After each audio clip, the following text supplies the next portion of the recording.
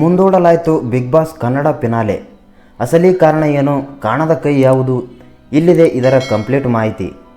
ನೀವು ಚಾನಲ್ಗೆ ಹೊಸಬರಾಗಿದ್ದರೆ ಸಬ್ಸ್ಕ್ರೈಬ್ ಆಗಿ ಮತ್ತು ವಿಡಿಯೋ ಇಷ್ಟ ಆದರೆ ಲೈಕ್ ಮಾಡಿ.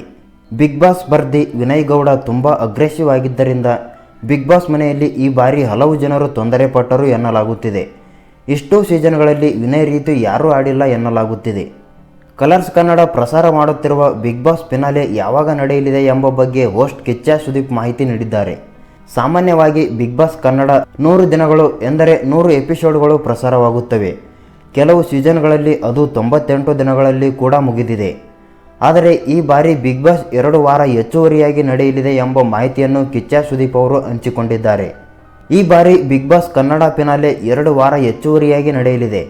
ಕಾರಣ, ಈ ಬಾರಿಯ ಬಿಗ್ ಬಾಸ್ಗೆ ಒಳ್ಳೆಯ TRP ಇದೆ. ಹೀಗಾಗಿ ವಾಹಿನಿಯವರು ಇನ್ನೂ 2 ವಾರಗಳ ಕಾಲ ಮುಂದುವರಿಸಲು ನಿರ್ಧರಿಸಿದ್ದಾರೆ.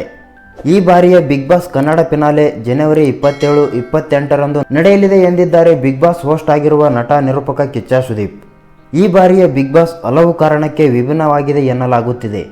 ಟಾಸ್ಕ್ ವಿಷಯಕ್ಕೆ ಬಂದರೆ ಈ ಬಾರಿಯ ಬಿಗ್ ಬಾಸ್ನಲ್ಲಿ ಬಗೆ ಬಗೆಯ ಹೊಸ ಟಾಸ್ಕ್ ನೀಡಲಾಗಿತ್ತು. ಬಿಗ್ ಬಾಸ್ ಸ್ಪರ್ಧಿ ವಿನಯ್ ಗೌಡ ತುಂಬ ಅಗ್ರೆಸಿವ್ ಆಡಿದ್ದರಿಂದ ಬಿಗ್ ಬಾಸ್ ಮನೆಯಲ್ಲಿ ಈ ಬಾರಿ ಹಲವು ಜನರು ತೊಂದರೆ ಒಳಪಟ್ಟರು. ಇಷ್ಟು ಸೀಸನ್ಗಳಲ್ಲಿ ವಿನಯ್ ರೀತಿ ಯಾರೂ ಆಡಿಲ್ಲ ಎನ್ನಲಾಗುತ್ತಿದೆ. ಆದರೆ ಹಾಗೆ ಆಡಲು ಬಿಡಬಹುದಿತ್ತೇ ಎಂಬುದಕ್ಕೆ ಸಂಬಂಧಪಟ್ಟವರೇ ಉತ್ತರ ನೀಡಬೇಕು.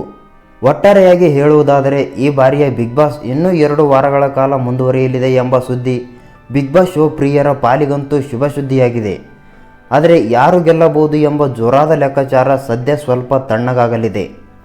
ಏಕೆಂದರೆ ಈಗಾಗಲೇ 14 ವಾರಗಳನ್ನು ಕಳೆದಿರುವ ಬಿಗ್ ಬಾಸ್ ಶೋ ಈಗ ಮತ್ತೆ 4 ವಾರಗಳು ಕಂಟಿನ್ಯೂ ಆಗುತ್ತದೆ.